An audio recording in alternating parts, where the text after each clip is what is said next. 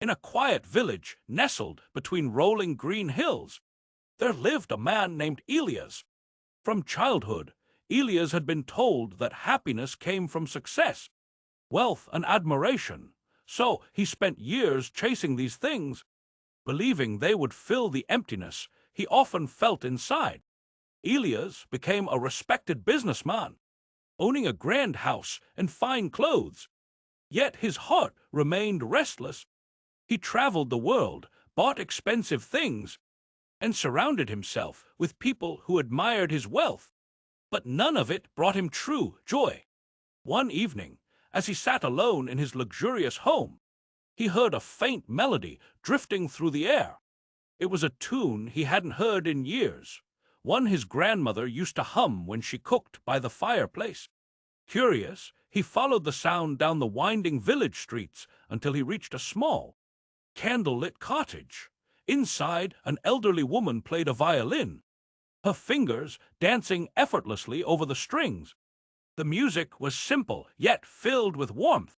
As Elias stood in the doorway, the woman stopped and smiled at him. "You look lost," she said gently.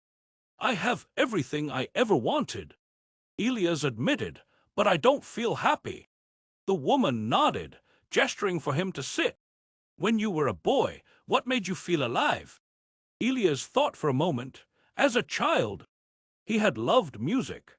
He used to sit by his grandmother's side, listening to her hum as she cooked. He had once played the flute, feeling the joy of each note dancing in the air. But as he grew older, he had set aside his flute, thinking it was childish.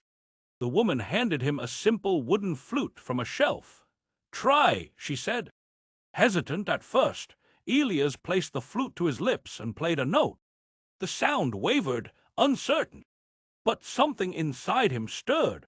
He played another note, then another, and soon a forgotten melody poured out, one from his childhood, one that carried the scent of warm bread and the laughter of his grandmother.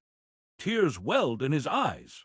He had spent his life chasing happiness in all the wrong places, thinking it was something to be earned or bought.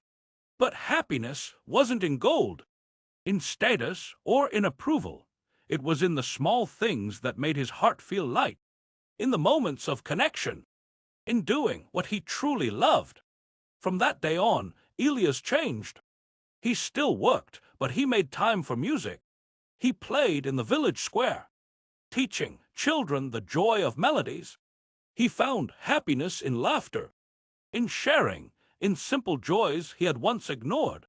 One evening, as he sat by the fire, playing his flute, he realized that happiness had been there all along, like a forgotten melody waiting to be played.